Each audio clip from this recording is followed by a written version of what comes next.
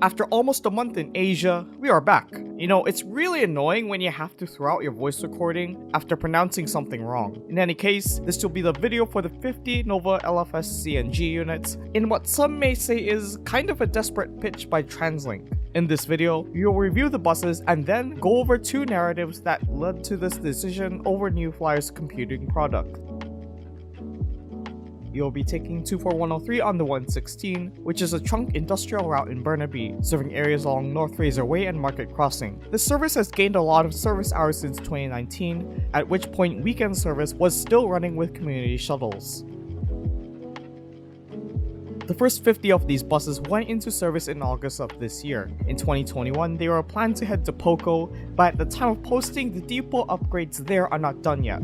Therefore, they operate out of Hamilton again at the time of posting, at which point around 20 still need to enter service. As far as the interior, they are pretty much the same as the 2023 slow charge Novas also entering service. These, and pretty much all buses here on out, have the same seats as the newer generation SkyTrain fleet. These buses are the first Novas to be delivered with the updated bike rack model, and they also feature the updated next stop interior signs. Seats located at the back tend to be quite high off the ground, at least for people in that 160 to 170 centimeters or 5'2" to 5'5" range. Also of note is the lack of a rear window. Similar LFS CNG in Red Deer, Alberta have rear windows, which makes it a bit strange for TransLink to bypass this option. Other than that, these buses provide a small buffer in maintenance, but also much needed carbon emissions reductions to the CMBC fleet.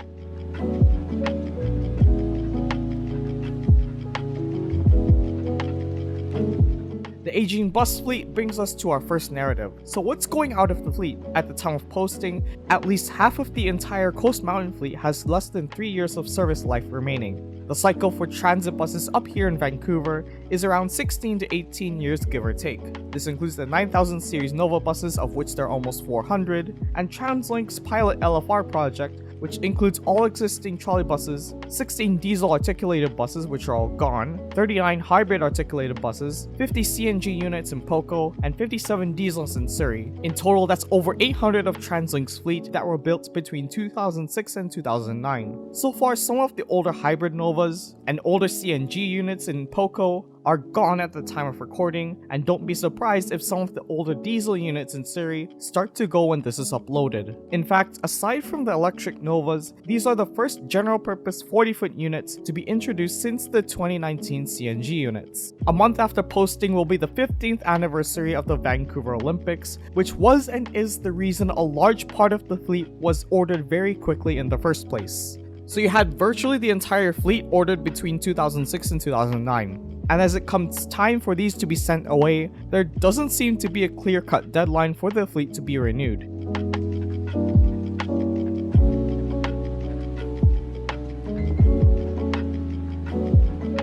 Now this order is a very large indicator of what is going on in the transit bus industry here in North America, and I think there is a reason to be on edge. And that is that the transit bus market has essentially fallen into a duopoly at this point up here in Canada. TransLink's fleet of CNG buses has historically been made up of New Flyer units, and this time marks the first ones ordered by Novabus. So what's going on here? According to New Flyer, it has been slammed with a backlog of 14,000 units, which is more than 2/3 of the total number of revenue transit buses in Canada. So across Minnesota, Winnipeg, and Anniston, it's pretty safe to say that if you order from New Flyer, you won't be getting your bus anytime soon, and that leads to increased operating costs, fuel emissions, and a failing support network as parts for obsolete models become scarce.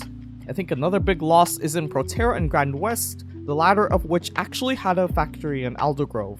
These two had competing products against New Flyer's electric lineup and 35-foot products respectively, and in some ways they did help offset orders to New Flyer for the time they existed. Simply put, I feel that their support and parts network wasn't really strong enough to begin with, so the writing was on the wall for their demise. So what that does right now is that agencies that have placed orders for a Proterra, for example BC Transit, will have to find some way to reassign the order to one of the big 3 or big 2 bus makers. On the other hand, in 2025, Novabus is planned to halt production in the US due to changing market conditions. So in Canada, we're left with a transit bus duopoly with New Flyer and Novabus, while in the States they have Gillig to compete against NFI on the big stage. So how does that impact this bus order? This means that right now there's kind of no time to wait for a quote-unquote superior product for virtually all company stands, whether it be New Flyer or Novabus.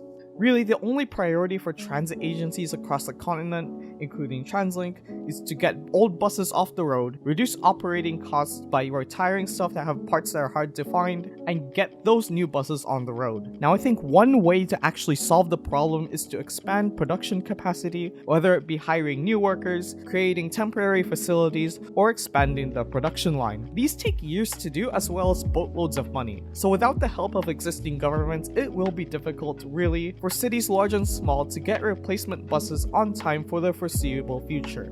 Another way to solve this problem is to have a large company like Solaris bring its production to North America.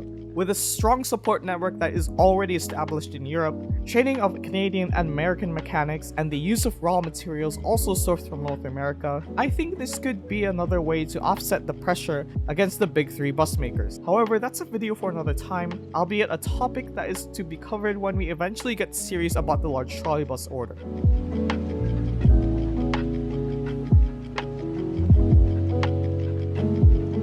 TransLink's first 50 Novabus CNG buses are only a window to the repercussions of global events that transpired within the past 5 years. At this point, cannibalizing existing bus fleets to keep units working is not really the way to respond to the situation, as it's pretty much a waste of resources and time. So as we get ready for another season of road salt to eat away the underframes of the transit bus fleet, what are your thoughts on the new buses? Please leave a comment in the section below, and thank you for watching. Please like and consider subscribing, and see you in the next one. Cheers!